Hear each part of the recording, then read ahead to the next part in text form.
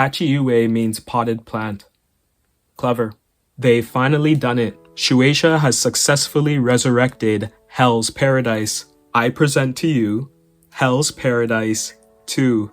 Dear Anemone is a new horror manga in Weekly Shonen Jump, and it's good. I mean, there are a number of concerns, yeah, but I've really enjoyed what I've seen so far. We open with a bunch of shady, uncouth young people on a boat, headed off to an island on the instruction of an elderly person in a position of power. Their mission is a well-paying black operation, highly dangerous in nature. Huh? What?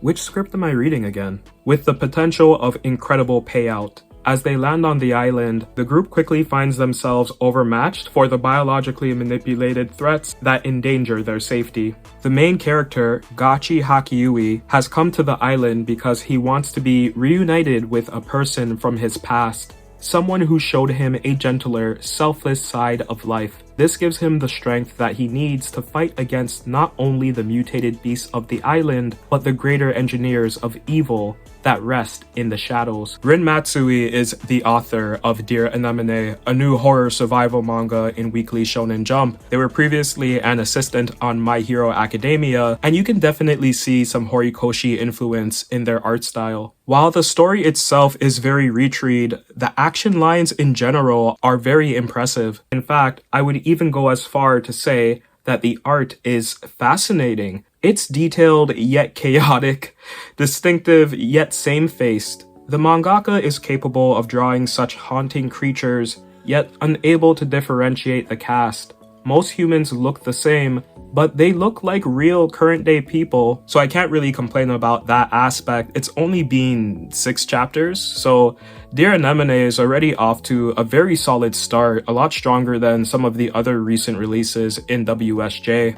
Finally, a young mangaka that can be playful with panels. In chapter 1, there's a scene where Gaku's blood is dripping onto the flowers below him, and it's drawn in such a creative way. Blood dripping from one frame into the next isn't new, but it's rarely seen from modern mangaka. Double spreads are breathtaking. I'm in the good mangaka will draw double spreads camp. You gotta utilize the whole toolbox, and Matsui is doing just that. I'm looking forward to more color pages as well. This series has such a strong aesthetic that is so unusual compared to what we normally see in Weekly Shonen Jump. But okay, I know why you guys are here.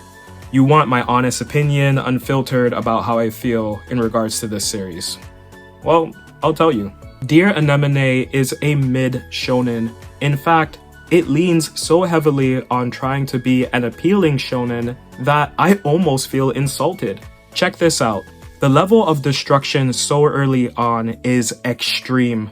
There is no reason for characters to be flung through walls. It just power scales everyone up to a level that's going to make things boring later on. A lot of shonen do this, and maybe it's just me. I don't like seeing people who can fly through the air effortlessly, or the entire cast having the same general physical feats. It just doesn't really make sense to me. The villains are goofy and very over the top. They're not written well. Most of their dialogue is dumb quips that make them seem more generic than unique. And aside from the character design, I think they're very shallow individuals. Even the main character, they seem very out of place. Again, it's like the mangaka and editor are beating us over the head with the fact that this is a shonen that doesn't look like a shonen. It's darker than other shonen, but it's not a seinen. Like, okay, yeah, I get it. That's how you appeal to kids. I've been seeing that sort of edgelord attitude towards new series for quite some time,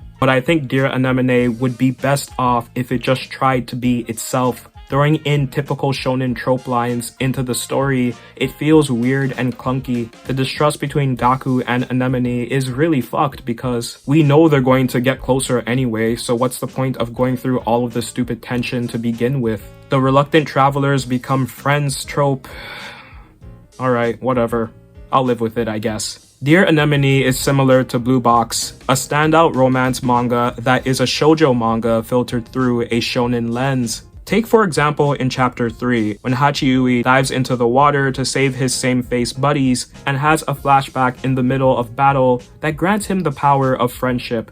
In Chapter 4, the villain of the week keeps spouting useful, specific exposition that answers a lot of lingering questions. Chapter 6 has a lot of exposition as well. It seems to be pretty early for us to be finding out the origins of Anemone and having so much information about Charles Darwin's island be revealed to us. So I feel that the writing is the weakest part of this manga. It's very inspired by Hell's Paradise. It's trying to pick up that audience for the weekly magazine, but I don't see it really working out if it keeps on staying in that direction. Hell's Paradise was successful doing the same thing, but that was because we had Gabimaru's backstory, mission statement, and a display of some of his abilities before the convicts set sail for the island. We don't know anything about anybody in Dear Anemone, so it makes the overall plot so far a bit thin. But I'm really looking forward to seeing how this series develops. I think it can last. It's quite unique, all things considered.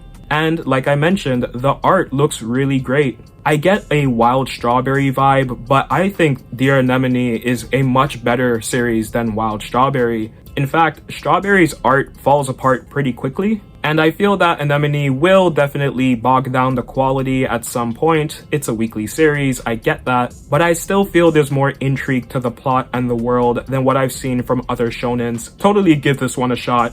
It's worth your time. 6 out of 10.